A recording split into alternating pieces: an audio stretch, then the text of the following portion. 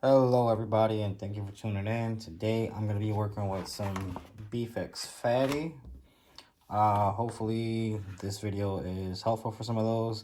If you've ever worked with BeefX, it's kind of tough to work with. So I'm going to give some quick tips and tricks on working with it.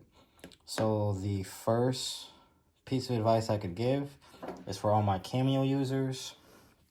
I have a Cameo 3 and this is my auto blade. I do not recommend using the auto blade. You're gonna end up going through a whole bunch of test cuts. I can tell you from experience, you can see, trying to get a test cut to work perfectly, it's just not worth it. What I do recommend using is either a CB09 blade, which I can't find right now, or you can use, this is called a premium blade. And the reason I say that is, you can actually see the blade tip right there. You're going to want to stick that out as far as possible, and then from there adjust your pressure. A quick tip to know when you've got it right is if you take the edge of it and just lightly scroll across it,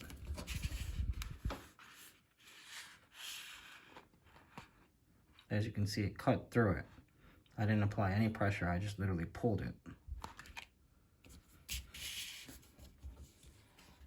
Now for everybody else who has a plotter style, you'll pretty much do the same thing.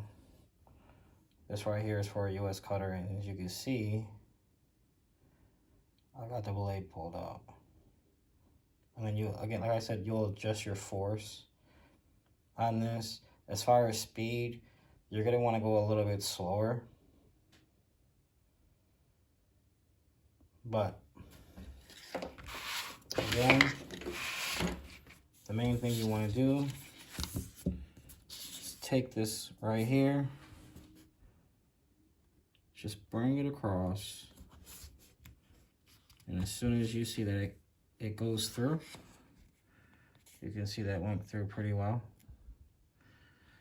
That's your base point. So next I'm going to be doing is loading this up into the cutter. Okay, so for this, I will not be using the Cameo. I'm going to be using a plotter style cutter. These are my cut settings. Now this is not going to be the same for everyone, but this is just what I found out what works for me in my blade depth. So I'm going to send the file over here to the cutter. I'm going to cut and weed it. Then we'll press it and you'll see the results.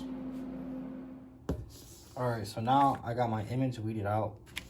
This material isn't really recommended for fine detail because it doesn't have a sticky backing. So you're going to want to make sure that you have thick lines. Otherwise, you'll end up risking peeling it up. So now I'm going to go to the heat press. We're going to press this at 305 for about 10 seconds. So let's go ahead and do that. As you can see, I got the press set to 305 for 10 seconds. I'm doing 10 seconds because I'm going to do an overkill press, so the total press time will be 20 seconds. Firm pressure.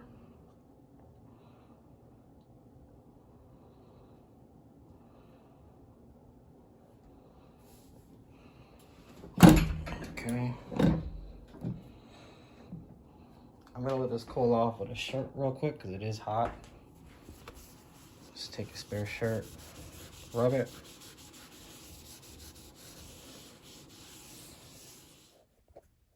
So now that I've let it cool off, I've peeled the carrier sheet. And if you look closely, you can see the dimension.